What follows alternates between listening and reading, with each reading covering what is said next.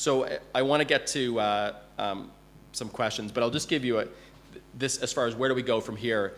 What Decode's creating is kind of a decoding friends syndicate for anyone who's interested in going a little bit deeper into what's really going on with young people, and we can talk about that in the break.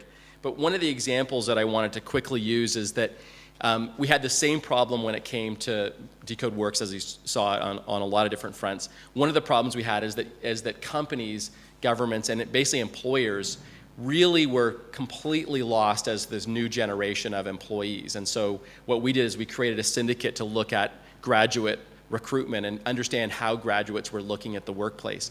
And what was amazing in this example, and I'll just give you a couple of quick samples of it, is that most companies had it wrong. For example, most companies thought that young people were disloyal and that what they wanted to do was change careers every 5 years. When we got into this syndicate and we were able to go deeper, we found out that young people start off their career as quite loyal. In fact, they're looking for a place to spend their whole career, which kind of shocked a lot of companies. The other thing we found was that most graduates didn't actually care about the brand they were working for. They cared far more about the job they were going to get than the company they were going to work for.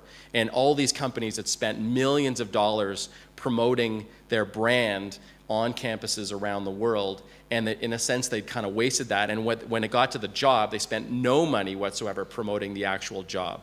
So I think, and we also found, similar to the story here, we found a lot of different stories and uncovered stories that they hadn't really found before. So that's actually what I wanted to do is to kind of wrap it up there and make sure we had some time for questions. And I'm actually looking for some feedback from you. This is, as I said, we're just starting our investigation into friends and what friends mean in this kind of new media world, and would love to hear what you guys think. Yeah. Do you think it's quite early to make any sort of judgment or decision yet, just as far as activity? I mean, with the rise and fall of MySpace and then Facebook, and then now even Twitter, I mean, do you think it's going to be even possible, like over the next 5 years, to even decide on what sort of model or plan we could use to almost intercept or make ourselves available during these different phases of people's lives? It's just because it's, I mean, we're so early in the infancy, I think, with the evolution of online relationships. And yeah, I think very much we're in the infancy. So, but in a sense, our clients have been asking us the question for the last few years, and at some point in time, we need to come up with some good answer as to what's going on, which is why we've now jumped into it. I think that's also why we picked Friends as, in a sense, the currency to understand it in the area that we want to understand most. Is because that's something that's quite stable, and and that likely won't change a lot, regardless of whether it's Facebook or MySpace or Twitter. That's something that's really about the relationships they hold online versus the relationships they hold offline. I mean, that's the enabler of all of these technologies is the amount of interactivity that they have between their connections and what applications are helping them increase or potentially decrease that interactivity. So I think it is a little bit too early to say what's going to happen, but I think this is a way that we can at least set a benchmark to say, here's where we're at now. How much is that going to move in the next 5 years based on the new applications that are out there? Yep. One potential inference or conclusion of your presentation is that social media don't really matter all that much in a certain way. You know, the networks are small. I was struck by the small numbers. I mean, we hear elsewhere that 1 in 5 page views or 1 in 4 page views is spent on Facebook or these numbers, 300 million users and so on and so forth. So there's a kind of a contrary picture of the engagement with social media that the metrics show, and then what you're showing here. A lot of companies in this room, I think, are involved in one way or another in trying to leverage social media or integrate social media or figure out how to go to the next level. What would you have to say to them about some conclusions from this this study, because I think it's possible to infer people don't care that much.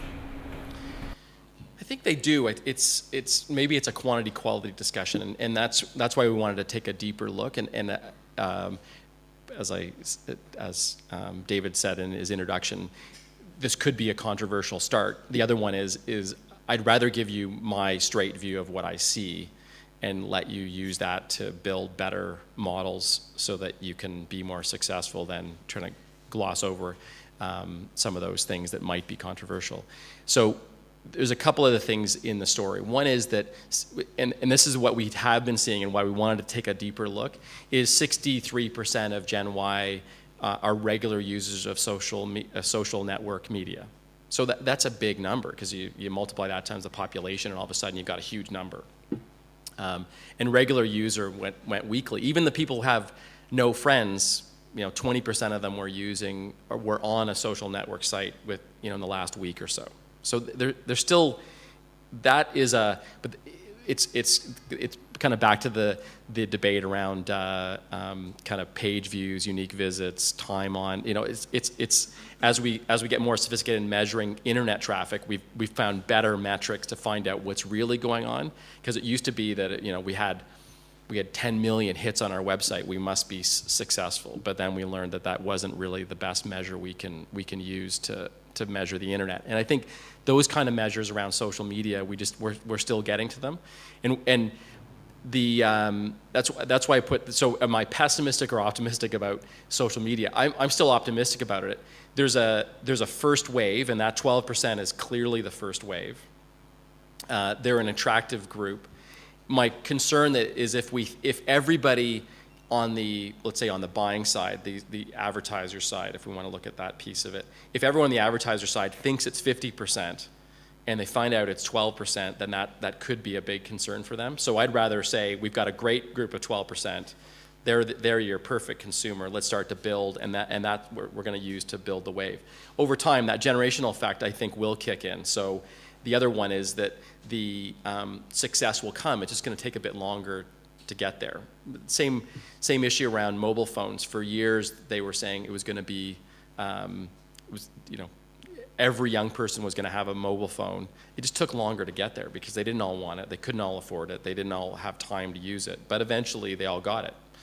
Text messaging, there's a number of these things that would show that it will be successful over time. Just take, okay.